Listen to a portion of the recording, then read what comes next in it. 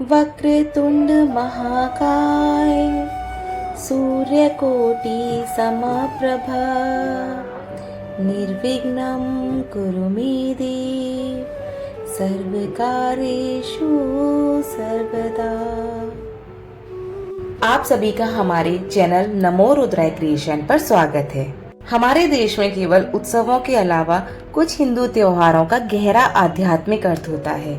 ऐसा ही एक त्योहार है गणेश चतुर्थी, जिसे भगवान गणेश के आगमन का प्रतीक माना जाता है, जिसके बारे में कहा जाता है कि वे 10 दिव्य दिनों के लिए पृथ्वी पर अपने भक्तों के बीच निवास करते हैं और उनके सभी संकटों को हर लेते हैं।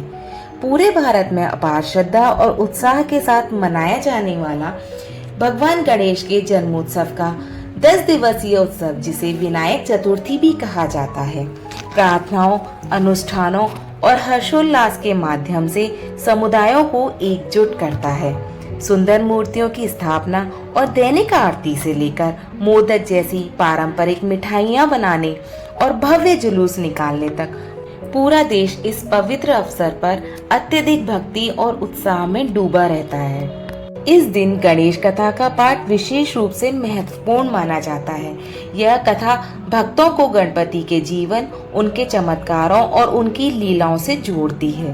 कथा सुनने और पढ़ने से मन में सकारात्मकता आती है और भक्तों को यह विश्वास होता है कि गणपति उनकी सभी मनोकामनाएं पूर्ण करेंगे। गणेश चतुर्थी के दिन गणेश कथा का पाठ करना बहुत शुभ माना जाता है।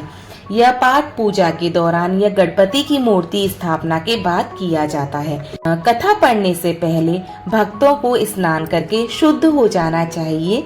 पूजा स्थल को स्वच्छ करें और गणपति की मूर्ति के सामने दीप जलाएं। कथा पढ़ते समय मन में भक्ति और श्रद्धा का भाव रखें। कथा पढ़ने के बाद गणेश जी को मोदक और लड्डू का भोग लगाएं और उनकी आरती करें। यह कथा भगवान गणेश के जन्म और उनके जीवन की घटनाओं से जुड़ी हुई है, जिससे भक्तों को यह समझने में मदद मिलती है कि भगवान गणेश को क्यों विघ्नहर्ता कहा जाता है। यह कथा सुनकर या पढ़कर भक्तगण अपने मन में आस्था और समर्पण की भावना को मजबूत करते हैं। ऐसी मान्यता है कि इस कथा को सुनने से ही व्रत का पूरा फल प्राप्त हो जाता है और भगवान गणेश सभी दुखों को दूर कर देते हैं। तो आइए अब चलते हैं गणेश जी की कथा की ओर। पौराणिक कथाओं के अनुसार एक बार माता पार्वती स्नान करने के लिए जा रही थीं। उन्होंने अपने शरीर के मैल से एक सुंदर बालक का निर्माण किया और उसे जीवित कर दिया।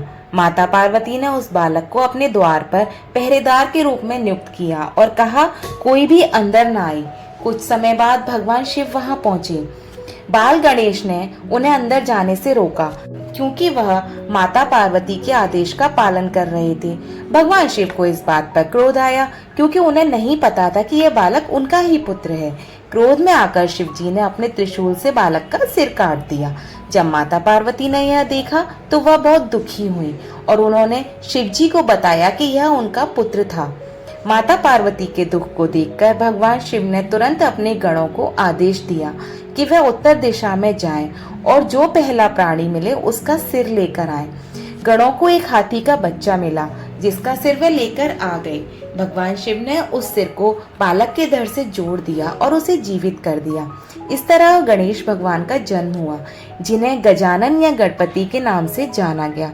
भगवान शिव और माता पार्वती ने उन्हें आशीर्वाद दिया कि वे सभी देवताओं में प्रथम पूजनीय होंगे और हर कार्य की शुरुआत में उनकी पूजा की जाएगी। गणेश चतुर्थी की एक अन्य कथा के अनुसार एक समय की बात है, एक गांव में एक गरीब ब्राह्मण रहता था। वह भगवान गणेश का बहुत बड़ा भक्त था। गणेश चतुर्थी के दिन वह अपने घर में भगवान गणेश की प्रतिमा की पूजा करने के लिए तैयार हो गया। उसके पास पूजन के लिए बहुत कुछ नहीं था, लेकिन उसने मन में सच्ची भावना से पूजा करने की ठान रखी थी। उसी रात भगवान गणेश जी ने सपने में ब्राह्मण को दर्शन दिए और कहा कि उसकी भक्ति और श्रद्धा ने श्री गणेश को प्रसन्न किया है और वह उनकी पूजा को स्वीकार करते हैं। गणेश जी ने ब्राह्मण को वरदान दिया कि उसे भविष्य में समृद्धि और खुशहाली प्राप्त होगी। अगले दिन ब्राह्मण ने देखा कि उसके घर में धन और ऐश्वर्य की भरपूरता आ गई थी। यह देखकर उसके गांव वाले भी गणेश जी की पूजा करने लगे और सभी को सुख समृद्धि प्राप्त हुई। इसके बाद से ही भाद्रपद शुक्ल पक्ष की चतुर्थी के दिन गणेश जी की पूजा का विधान शुरू हो गया। हमारे विघ्नहर्ता गणेश से प्रार्थना है कि इस कथा को सुनने वाले सभी मनुष्यों के विघ्नों को हर लें। अगर आपको ये कथा अच्छी लगी है तो इसे लाइक करें और शेयर करें। यदि आपके पास हमारे चैनल के लिए कोई सुझाव है या आप और किस प्रकार की कथाएं सुनना चाहते हैं, वह हमें कमेंट में अवश्य बताएं।